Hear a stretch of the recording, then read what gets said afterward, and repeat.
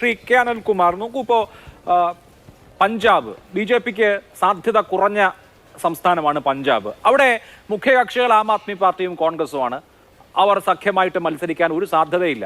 13 സീറ്റിലും മത്സരിക്കും ഞങ്ങൾ എന്ന് ഭഗവത് മാൻ വ്യക്തമാക്കി കഴിഞ്ഞു. അവിടുത്തെ PCCയുടെ പഞ്ചാബ് PCCയുടെ നിലപാട് ഒറ്റയ്ക്ക് മത്സരിക്കണം എന്നാണ്. അപ്പോൾ പഞ്ചാബിൽ സഖ്യമില്ല, ഡൽഹിയിൽ ഉണ്ടാവാൻ സാധ്യതയില്ല. ഇതേ നിലവെച്ചിട്ടാണെങ്കിൽ പശ്ചിമ ബംഗാൾ എടുക്കും, 42 സീറ്റുള്ള സംസ്ഥാനമാണ്. അവിടെ കോൺഗ്രസും CPM-ഉം സഖ്യമായി മത്സരിച്ചേക്കാം. തൃണമൂലും BJPയും തമ്മിലായിരിക്കും പ്രധാനപ്പെട്ട മത്സരം. ത്രികോണ മത്സരത്തിൽ നിന്ന് വ്യത്യസ്തമായി കഴിഞ്ഞ തവണയൊക്കെ ബൈപോളാർ കോൺഗ്രസ് നടന്നതും CPM-ന്റെ 25% ഉണ്ടായിരുന്ന വോട്ട് ഷെയർ വെറും 6% കുറഞ്ഞതും ഒക്കെ നമ്മൾ കണ്ടതാണ്. അതിന്റെ ഒരു റിപ്പീറ്റ് നടക്കാൻ പോവല്ലേ? ഇന്ത്യ സഖ്യം എന്നൊക്കെ പറയുന്നത് നമ്മൾ ആകാശ കുസുമം എന്നൊക്കെ പറഞ്ഞതുപോലെ ആയി.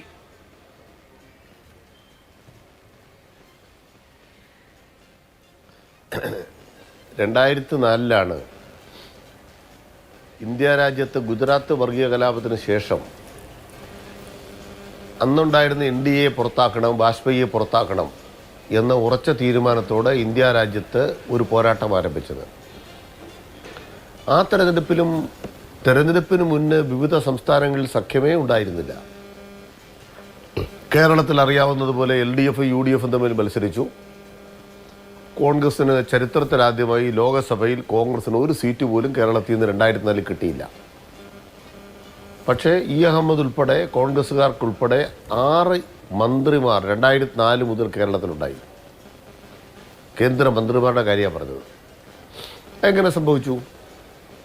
ഞങ്ങൾ കോൺഗ്രസിനെ തോൽപ്പിച്ചാലും കേന്ദ്രത്തിൽ പോകുന്നത് കോൺഗ്രസിനെതിരെ വോട്ട് ചെയ്യാനല്ല, അത് BJPക്കെതിരെ വോട്ട് ചെയ്യാനാണ്. ഞങ്ങൾ നാട്ടുകാരോട് പറഞ്ഞിട്ടാണ് പോയത്. ഈ തെരഞ്ഞെടുപ്പിൽ ഞങ്ങൾ പറയുന്നത് എന്താണ്? ഇന്ത്യ രാജ്യത്ത് ഏതെങ്കിലും ഒരു പ്രതിപക്ഷ പാർട്ടിക്ക് ഒറ്റയ്ക്ക് BJPയെ തോൽപ്പിക്കാനാവില്ല. കഴിഞ്ഞ ലോക്സഭാ തെരഞ്ഞെടുപ്പിൽ ചെറിയൊരു അന്തരീക്ഷം ഉണ്ടായിരുന്നു. 3 സംസ്ഥാനങ്ങളിൽ കോൺഗ്രസിന് നല്ല മുൻകൈ ഉണ്ടായപ്പോൾ മധ്യപ്രദേശും രാജസ്ഥാനും ഛത്തീസ്ഗഡുമെല്ലാം ജയിച്ചപ്പോൾ സ്വാഭാവികമായും കോൺഗ്രസിനാണ് പ്രധാനമന്ത്രി സ്ഥാനം, രാഹുൽ ഗാന്ധിക്കാണ് എന്നെല്ലാമുള്ള ഒരു മോഹം ഉയർന്നു വന്നിരുന്നു. ഈ തെരഞ്ഞെടുപ്പിൽ കോൺഗ്രസിന് അങ്ങനൊരു ഉയരം അവകാശപ്പെടാനില്ല എന്ന് കോൺഗ്രസ്സുകാർ തന്നെ സമ്മതിക്കുന്നുണ്ട്. മാത്രമല്ല, അവരും പ്രാദേശികമായി പ്രായോഗിക സഖ്യത്തിലേക്ക് വരാൻ അവരും നിർബന്ധിതമായിട്ടുണ്ട്. CPIM ഇപ്പം പറയുന്ന പൊസിഷനല്ല, ഏതെങ്കിലും ചർച്ചയുടെ തിരിച്ചടിയുടെ ഭാഗമായി പറയുന്ന പൊസിഷനല്ല. ഞങ്ങളെപ്പോഴും പറയുന്ന പൊസിഷൻ അഖിലേന്ത്യാ തലത്തിലുള്ള മുന്നണി എന്നുള്ളത് ഇപ്പൊ നോക്കരുത്, ആഫ്റ്റർ ഇലക്ഷൻ. അല്ല, ആഫ്റ്റർ ഇലക്ഷൻ മുന്നണി എന്ന് പറയുമ്പോൾ നമ്മൾ അതിൽ റിയലിസ്റ്റിക് ആവണ്ടേ? ശ്രീ കെ അനിൽകുമാർ, താങ്കൾ തന്നെ പറഞ്ഞ 2004 സാഹചര്യം എടുക്കും. അന്ന് ഇടതുപക്ഷത്തിന് 64 സീറ്റ് കിട്ടി, കേരളത്തിൽ നിന്നും ബംഗാളിൽ നിന്നും ത്രിപുരയിൽ നിന്നും ഒക്കെ. സമാജ്വാദി പാർട്ടിക്ക് 35ഓളം സീറ്റ് ഉണ്ടായിരുന്നു. റീജിയണൽ പ്ലേയേഴ്സ് വളരെ ശക്തമായിരുന്നു. ആ കാലഘട്ടത്തിൽ BJPക്കുള്ള സീറ്റ് എന്ന് പറയുന്നത് ഒരു ഘട്ടത്തിൽ 200-ന് മുകളിൽ പോയിട്ടില്ല. അവർ 200 മാർക്ക് തൊടാത്ത കാലമാണ്.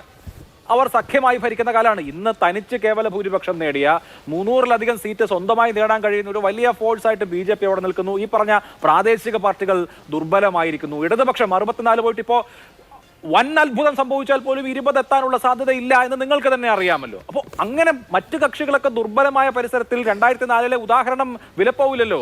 അതിന് വളരെ ശക്തമായ ഒരു മുന്നണി, നല്ല കെട്ടുറപ്പുള്ള ഒരു മുന്നണി ആവശ്യം വരും. 2004-ലെയോ 1977-ലെയോ ഒന്നും സാഹചര്യം അല്ലല്ലോ 2024-ൽ. അത് വളരെ തെറ്റിദ്ധാരണയാണ്. 2004-ലെ ഇന്ത്യ തന്നെയാണ് 2024-ലെ ഇന്ത്യ. മുന്നണികളുടെ ബലാബലം നോക്കൂ. BJP കഴിഞ്ഞ ലോക്സഭാ തെരഞ്ഞെടുപ്പിൽ മാക്സിമം വന്ന എവിടെയൊക്കെയാണ്? ഉദാഹരണം ഉത്തർപ്രദേശിലെ നിയമസഭാ തെരഞ്ഞെടുപ്പിൻ്റെ ഫലം നോക്കൂ. അവർക്ക് ഉത്തർപ്രദേശിലെ ലോക്സഭാ തെരഞ്ഞെടുപ്പിൻ്റെ ഫലം നിലനിർത്താനായോ? ആയിട്ടില്ല. രാജസ്ഥാനിലെ മധ്യപ്രദേശിലെയും നിയമസഭാ തെരഞ്ഞെടുപ്പിൽ കോൺഗ്രസ് ജയിച്ചിട്ട് ലോക്സഭാ തെരഞ്ഞെടുപ്പ് വന്നപ്പോൾ കോൺഗ്രസിന് 1-2 സീറ്റേ കിട്ടിയുള്ളൂ. കർണാടകത്തിലും അതായിരുന്നു അവസ്ഥ. ഇന്നത് ആവർത്തിക്കില്ല. BJPയെ സംബന്ധിച്ചിടത്തോളം അവർക്ക് കിട്ടാവുന്ന ഇടങ്ങളിൽ ഏറ്റവും ഉയർന്ന സീറ്റ് കിട്ടിയിരിക്കുന്നു. ഇനി അവർക്ക് മുന്നോട്ട് പോകാവുന്ന ഒരു സ്റ്റേറ്റ് ഏതാ? നിലവിലുള്ളിടത്തുനിന്ന് BJPക്ക് മുന്നോട്ട് പോകാവുന്ന ഏത് സ്റ്റേറ്റ് ഇന്ത്യയിലുണ്ട്? ബീഹാറിൽ അവർ പുറകോട്ടല്ലേ പോവുള്ളൂ. മറ്റോരോ സംസ്ഥാനങ്ങളിലും മാക്സിമം നിൽക്കുന്നിടത്തവർക്ക് പുറകോട്ടല്ലേ വരാൻ സാധിക്കൂ. ദക്ഷിണേന്ത്യയിൽ തന്നെ കർണാടകത്തിൽ കഴിഞ്ഞ ടൈമിൽ കിട്ടിയ സീറ്റ് ആകുമോ? മറ്റ് ദക്ഷിണേന്ത്യൻ സംസ്ഥാനങ്ങളിൽ BJPയുടെ പൊസിഷൻ എന്താ? ഇനി നമ്മൾ പോയി കഴിഞ്ഞാൽ ബംഗാളിലെ ഒറീസയിലെ പൊസിഷൻ എന്താ? ഇന്ത്യ എന്ന് പറയുന്നതിൻ്റെ വൈവിധ്യം നോക്കൂ. ഡൽഹി, പഞ്ചാബ്, ഇവിടെ ഒന്നും BJPക്ക് അടുക്കാനായിട്ടില്ല. ഏറ്റവും നിർണായകമായി ബീഹാർ ഡൽഹിയിലൊക്കെ ബി ജെ പിക്ക് എടുക്കാനായിട്ടില്ല. കഴിഞ്ഞ 2 തെരഞ്ഞെടുപ്പിലും മുഴുവൻ സീറ്റിലും നിർണായകമായ 2, 3, 4 സംസ്ഥാനങ്ങൾ മാത്രമേ ഉള്ളൂ. എവിടുത്തെ കാര്യ? ഡൽഹി നിയമസഭാ തെരഞ്ഞെടുപ്പ് പോലെ അല്ല ലോക്സഭാ തെരഞ്ഞെടുപ്പ്. മുഴുവൻ സംസ്ഥാനങ്ങൾ ജയിച്ചു. 7 ബി ജെ പിക്കാണ് കഴിഞ്ഞ 2 ഇലക്ഷനിലും. അതെ, അവിടെയാണ് മുന്നണി വരുന്നത്. അവിടെ മുന്നണി വരും. നമ്മൾ മനസ്സിലാക്കേണ്ടത് കഴിഞ്ഞ ലോക്സഭാ തെരഞ്ഞെടുപ്പിൽ ഉണ്ടാക്കി വെച്ചത് പുൽവാമയാണ്. ആ വികാരം ഇപ്പോൾ ഉണ്ടോ? ഇവർ രാമമന്ദിരം എന്നൊക്കെ പറഞ്ഞാലും യഥാർത്ഥത്തിൽ വൈകാരികമായി ഉയർത്താനാവാത്ത വിഷയങ്ങളാണ് ബി ജെ പിയുടെ ഏറ്റവും വലിയ പ്രശ്നം. മാത്രമല്ല, ആളുകൾ 10 കൊല്ലത്തെ ഭരണ വിലയിരുത്തുന്നത്. അപ്പോൾ CPM ഒരു പൊസിഷൻ എടുത്തിട്ടുണ്ട്. എന്താ പൊസിഷൻ? ഒന്ന്, അതാത് സംസ്ഥാനങ്ങളിൽ ആരാണ് ബി ജെ പി തോപ്പിക്കുന്നത് അവർക്ക് ജനങ്ങൾ വോട്ട് ചെയ്യണം. അല്ല, അങ്ങനെയാണെങ്കിൽ രണ്ടാമത്തെ പൊസിഷൻ, ബംഗാളിൽ തൃണമൂലിനെ ഇന്ത്യ രാജ്യത്ത് ഒരു തരത്തിലുള്ള നിബന്ധനയില്ലാതെ CPM പിന്തുണയ്ക്കണ്ടേ? അവർക്കാണല്ലോ അവിടെ ബി ജെ പിയെ തോൽപ്പിക്കാനുള്ള സാധ്യത. അവിടെയാണ് ഞങ്ങളുടെ പോയിന്റ്. എന്താണ്? ഞങ്ങൾക്ക് തൃണമൂലിനെ കുറിച്ച് തർക്കമുണ്ട്. തൃണമൂലിനെ കുറിച്ച് തർക്കം എന്താണ്? ഇന്ന് തന്നെ മലയാള മനോരമ റിപ്പോർട്ട് ചെയ്ത് നോക്കൂ മമതാ ബാനർജിയെ കുറിച്ച്. അതോ മാതൃഭൂമിയാണെന്ന് എനിക്ക് ഓർമ്മക്കുറവുണ്ട്. ഞാൻ വായിച്ചതാണ്. മാതൃഭൂമിയാണോ റിപ്പോർട്ട് ചെയ്തത്? ആരാണ് മമതാ ബാനർജി? മേശക്കടി കൂടി ഇടപാട് നടത്തിക്കൊണ്ടിരിക്കുക. മമതാ ബാനർജിക്ക് മരുമകനെ രക്ഷിക്കണം. EDയുടെ കയ്യിലാണ് കേസുകൾ, കേന്ദ്രത്തിൻ്റെ കയ്യിലാണ്. അപ്പോൾ അവർ തെരുവിൽ വെല്ലുവിളിക്കുന്നുണ്ടാവും. അതൊരു വ്യാജ യുദ്ധമാണ്. മറിച്ച് ബംഗാൾ വഞ്ചിക്കപ്പെടാതിരിക്കണമെങ്കിൽ ഇടതുപക്ഷത്തിന് അവിടെ ഒരു പൊസിഷൻ ഉണ്ട്. ഞങ്ങൾ ആ പൊസിഷനിലാണ്. ശരി, ആ പൊസിഷന്റെ ഭാഗമായിട്ട് ബ്രിഗേഡ് പരേഡ് ഗ്രൗണ്ടിലെ റാലി കണ്ടില്ലേ? ഞങ്ങളാകെ ഒലിച്ചു പോയെങ്കിലും ബ്രിഗേഡ് പരേഡ് ഗ്രൗണ്ടിൽ അത്ര വലിയ റാലി നടക്കില്ലല്ലോ. ഇവിടെ കോൺഗ്രസിന്റെ പ്രതിനിധി വേണ്ടാത്തൊരു വാക്ക് പറഞ്ഞു. എന്താണെന്നറിയാമോ? CPMകാർ ഭരിച്ചങ്ങ് തകർത്തു. എവിടെ? ബംഗാൾ. അതവിടുത്തെ കോൺഗ്രസ്സുകാർ പറയില്ല കേട്ടോ.